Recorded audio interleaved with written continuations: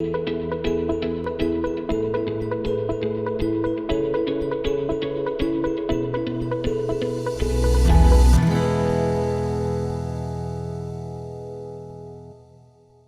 un gusto para mí dar la bienvenida en esta mañana aquí en AM Diario a Gerardo García Chinchay, lingüista peruano. Bienvenido a tu casa AM Diario, a tu casa Diario de Chiapas y por supuesto a nuestro bello estado de Chiapas, a nuestro país México, en esta investigación que tú realizas como parte de tu posgrado en doctorado. Sí, buenos días, muchas gracias por la invitación y muy contento de poder conocer México, un lindo país y sobre todo conocer Chiapas, ¿no? Impresionado sobre su diversidad cultural, lingüística, costumbres, culinaria, así que tienen un país muy lindo y un estado muy lindo también. Muchas gracias, Gerardo, y justamente nos atañe el día de hoy este tema de la década donde se pone especial atención a las lenguas originarias para su conservación, para su preservación. Platícanos de esto, por favor. Sí, el año pasado la Asamblea General de Naciones Unidas ha declarado el 2022-2032 como el Decenio Internacional de las Lenguas Indígenas, un periodo importante para que los estados del mundo y también América Latina puedan poner énfasis en las políticas lingüísticas referidas a los pueblos indígenas, a sus lenguas, el desarrollo de las mismas, ¿no? Y eso es importante porque se está comenzando a tener una mirada global, ya no de país o región, sino una mirada global sobre el tema de las pérdidas de las lenguas. En el mundo se hablan 7.000 a 5.000 lenguas y de las cuales uno puede pasar todos los continentes con 4 o 5. ¿Y qué pasa con las 5.000 restantes? La situación es totalmente distinta. Hay algunas habladas por millones de personas como lenguas como el inglés o unas lenguas europeas, pero también hay lenguas habladas por 5 o 4 personas en el caso de las lenguas indígenas, ¿no? Están poniendo especial atención en lo que es América Latina, Gerardo. En tu papel como investigador, ¿cuál es la importancia? ¿Cómo cobra la relevancia en ello? América Latina es una región diversa cultural y lingüísticamente, ¿no? El país con mayor diversidad lingüística en América Latina es Brasil, que tiene más de 180 lenguas. Y luego está México con 68, Colombia con 64, Perú con 48. Entonces es una región interesante, es una región diversa cultural y lingüísticamente, pero también muy disímil, muy diferente entre sí, ¿no? Es decir, hay países dentro de la región con políticas lingüísticas claras y otras, por ejemplo, preguntas sobre lenguas en los censos, educación intercultural bilingüe, las lenguas originarias en espacios públicos. Y hay otros países en los cuales no hay un conocimiento real. Entonces lo que se quiere ahora es que haya una estandarización de estos temas en políticas lingüísticas y esperemos que eso se pueda cumplir durante este decenio. Justamente hablando de estos temas de políticas lingüísticas, donde no hay que perder el foco ahí, ¿no? Hay que poner especial atención. Y justamente estábamos hablando hace unos instantes de tu cargo, tienes un cargo allá en Perú, donde han tenido que tomar algunas tareas imprescindibles. ¿Cuál es la similitud que tú encuentras en México para poder replicarlas? ¿Cuáles estarían pues encaminadas para poder llegar a este buen fin?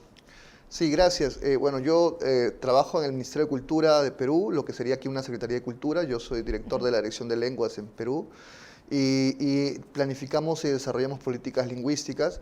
Haciendo un paralelismo con México, por ejemplo, hay un trabajo muy interesante que desarrollar en el tema de los derechos lingüísticos y las lenguas en la gestión pública. Es importantísimo. Toda persona, todo ciudadano, ciudadana tiene derecho a poder ser atendido en su lengua. Entonces, por ejemplo, es importante en Perú, se está dando una oleada muy importante en ese sentido, por ejemplo, en el tema de los bancos, en los servicios priorizados como salud y sobre todo en plena pandemia, se ha empezado a poder, por ejemplo, sensibilizar mucho a la población la importancia de poder atender a la propia lengua, a las propias personas en su propia lengua y, por ejemplo, estamos diseñando nosotros ya una política pública muy importante en Perú que ha sido actualizada el año pasado, donde tienen todos los mecanismos para poder trabajar también en la construcción de una ciudadanía eficiente, ¿no? Clara, ¿no?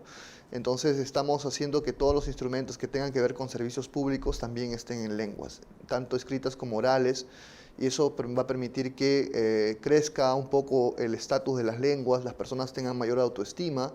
Cuando hemos estado en unas comunidades aquí en Chiapas, hemos conversado con algunos niños y niñas, nos han dicho que las lenguas solamente están en su casa, en su familia, sí, exacto, y no aparecen ni en la escuela ni en otros espacios. Entonces, en realidad en Perú ya ha empezado esa reflexión fuerte, que eso no es así, hay una violación de derechos, y nos alegra mucho que en México también hay una reflexión, pero necesitamos ya no reflexionar mucho, sino hacer acciones también. ¿Cuál sería tu diagnóstico, por ejemplo, aquí en Chiapas, en las comunidades que tú has visitado? Acabas de mencionar un punto medular donde estamos hablando de que pues fuera de casa no hay más trato con la lengua originaria, ¿no? Sobre todo Sí, con los niños, así en las es. escuelas, por ejemplo. Sí, en realidad eso sí, en Perú sería un problema grave, ¿no? En Perú la educación intercultural bilingüe es obligatoria, es un derecho, y ya las escuelas con esa categoría tienen un profesor que habla lengua originaria. Entonces nos decían los niños aquí en Chiapas que en la escuela no pueden hablar la lengua, su lengua originaria, porque no tienen a nadie que las enseñe, ¿no? Entonces es un espacio muy restringido y lamentablemente en un momento lo que va a hacer es que los niños dejen de hablar en la escuela y por tanto van a tener que sustituir la lengua por la otra y en un momento va a tener que, lamentablemente esa situación se va a complicar a favor del castellano, ¿no? Lamentable porque es la escuela un espacio muy importante, uno pasa largamente su vida como ciudadano en la escuela, muchísimos años, y lamentablemente si no se garantizan derechos, eso puede tener repercusiones mucho más graves adelante, ¿no? En adelante. Y también lo que sucede, por ejemplo, con las instancias de procuración de justicia al atender a la gente, ¿no? Con lo que pasa también con los servicios de salud, en la atención que brindan. Y en dado caso, pues la ciudadanía no puede hablar en su lengua originaria. Sí, es importante, por ejemplo, en Perú hemos tenido un diagnóstico interesante donde hay mucha población indígena que ha llegado a ir a la cárcel por saber 2, 3 palabritas de castellano. Y lamentablemente el tema del acceso a un intérprete es un proceso complicado, pero ya se está haciendo visible, y también que los operadores de justicia sepan la importancia de los derechos y la vulneración de los pueblos indígenas, ¿no? Entonces, esto es un paso importante y todos estos temas también tienen que poder focalizarse y reflexionarse y también solucionarse durante el decenio. Entonces, una mirada, así como hay un decenio de temas ambientales, un tema sobre el agua, discriminación racial, bueno, ahora es importante dar una mirada al tema de las lenguas también a nivel global, ¿no? Este decenio comienza a partir de este año. De este año, 2022. Así es, y en América Latina van a haber presentaciones de lanzamiento a nivel de países. Ya lo hizo hace unos meses Bolivia, Colombia, Perú lo va a hacer en mayo, y tengo seguridad también que México y en algunos estados donde hay mayor presencia indígena, como Chiapas, también van a hacer un lanzamiento del decenio durante estos meses que vienen. ¿Qué se requiere, por ejemplo? Vamos a situarnos un poco más aquí en el estado de Chiapas, en estas políticas públicas donde tú has trabajado desde tu país. ¿Cuál sería tu propuesta para nuestro estado? Yo creo que es importante, por ejemplo, ahora que hemos estado por varios lugares de Chiapas, es importante que las lenguas también se escuchen, pero también se vean, ¿no? Entonces, por ejemplo, no hay una señalética visible de las lenguas, salvo cuando uno conversa con las personas. Entonces, por ejemplo, me mencionaban que aquí se hablaba tzetzal, tojolabal, ¿no? y tantas lenguas, y uno no las puede ver ni las puede escuchar. Entonces sí sería importante poder, en aquellos espacios donde está la población indígena u otros, poder hacer una señalética bilingüe, y eso ya marca un espacio, porque las lenguas también ocupan territorio, entonces eso es importantísimo. Eso es como una micropolítica importante. Pero también es importante, por ejemplo, que se pueda identificar a aquellos servidores que trabajan en el Estado y que son capaces de poder brindar también servicios en lenguas, fuera del espacio educativo, salud, justicia, por ejemplo, y también aspectos financieros, que ahora es importante. Pero también la tecnología. Claro. Ahora hay muchos jóvenes, indígenas o no indígenas, que utilizan la tecnología, que tienen juegos, Facebook. En América Latina hay toda una corriente muy importante. En Bolivia están construyendo el Facebook en Aymara.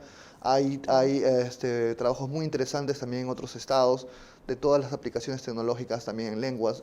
La tecnología dialoga muy bien también con las lenguas originarias. Para ir incluyendo todo este punto con la tecnología. Gerardo, es muy interesante lo que nos acabas de comentar, de verdad que vamos a estar atentos a cómo van surgiendo las actividades, sobre todo en este decenio con la participación de nuestro país y por supuesto de Chiapas y también, claro, de Perú. Y bueno, con todo esto, tu mensaje para la gente que nos está siguiendo a través de la radio y de las redes sociales. Sí, agradecerte primero por el espacio. Repito que tienen un lindo país, un lindo estado. Saludar también a todas las poblaciones originarias de aquí de Chiapas, nos han tratado muy bien, y que este decenio sea un espacio importante para que puedan también usar sus lenguas en cualquier espacio público, ¿no? Y eso, ¿no? Un saludo muy grande desde Perú también para todos nuestros hermanos que nos ven por medios internet. Sí, claro, porque es que estamos hablando, perdón, que retrocedo un poco, pero Sí. es que me llama mucho la atención esto de que parece que estamos hablando de cuestiones complejas, pero no, es la vida cotidiana donde Así es. tenemos que incluir nuestras lenguas originarias. Así es. Muchísimas Gracias a gracias, ti. te agradezco mucho por esta entrevista.